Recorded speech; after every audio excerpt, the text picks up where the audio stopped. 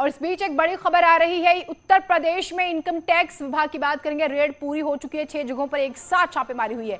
24 घंटों तक ये आयकर विभाग की कार्रवाई चली है। 56 करोड़ के कालेधन के सबूत मिले, 77 लाख रुपए कैश भी जब्त हुआ। आरोपियों से जल्द पूछताछ करेगी टीम। कल हमने आपको खबर दिखाई थी, खबर आई थी और 6 ठिकानों पर छापेमारी चल रही थी और अब जानकारी आ रही है कि 56 करोड़ रुपए के काले धन के सबूत भी मिले हैं। इस वक्त की सबसे बड़ी खबर, एक साथ ये छापेमारी चल रही थी। तकरीबन 24 घंटे का वक्त जो है बीत गया। अब कहा जा रहा है कि ये रेड पूरी हो चुकी है।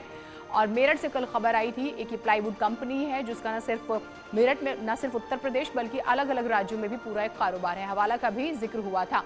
शंकर हमारे साथ, हमारे सहयोगी जुड़े हुए हैं। शंकर, क्योंकि हमने कल भी बात की थी, 24 घंटे का वक्त गुजरा, क्या क्या निकलकर सामने आया? इनकम टैक्स की टीम के द्वारा जो छापेमारी की जा रही थी, वो छापेमारी आज पूरी हो गई है और इस छापेमारी के दौरान कई महत्वपूर्ण जानकारियां सामने आई है। और इस मामले में नेपाल कनेक्शन भी सामने आया है और नेपाल के रास्ते किस तरह से ब्लैक मनी यानी कि काला धन उत्तर प्रदेश के कुछ शहरों में पहुंचा, इस मामले की जानकारी मिली है। इसके साथ ही इस मामले में जो तकरीबन 56 करोड़ के काले धन का इनपुट जो है, उससे जुड़े हुए तमाम सबूत जो है इनकम टैक्स को मिले हैं। और इस मामले में एक ऐसे आरोपी की भी जानकारी मिली है जो इस वक्त में यूएई में बैठा हुआ है। निश्चित तौर पे इस मामले की गंभीरता को देखते हुए केंद्रीय जांच एजेंसी ईडी से भी जल्द ही इस मामले में तमाम इनपुट जो है साझा किया जा सकता है।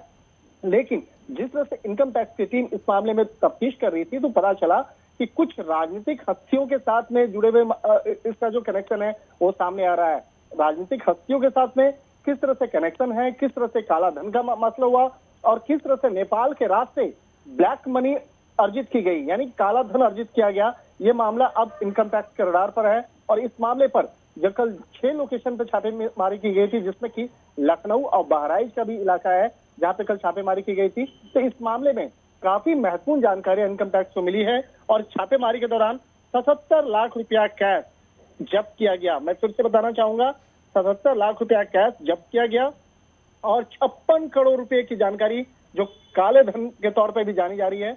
56 करोड़ की जो ट्रांजैक्शन से जुड़े दस्तावेज और सबूत इनकम टैक्स के हाथ लगे हैं। और इस मामले में जिस तरह से विदेशी कनेक्शन सामने आ रहा है, यानी कि उत्तर प्रदेश में कुछ राजनीतिक हस्तियों के साथ में किस तरह से उसका विदेश का जो कनेक्शन है वो सामने आया है, ये मामला काफी संगीन है और इस मामले पर आगे इन्वेस्टिगेशन किया जाएगा। और निश्चित तौर पर इस मामले की जानकारी केंद्रीय जांच एजेंसियों के साथ भी साझा किया जाएगा। ठीक है, बहुत शुक्रिया आपका तमाम जानकारियों के लिए शंकर। तो इन्वेस्टिगेशन की जाए।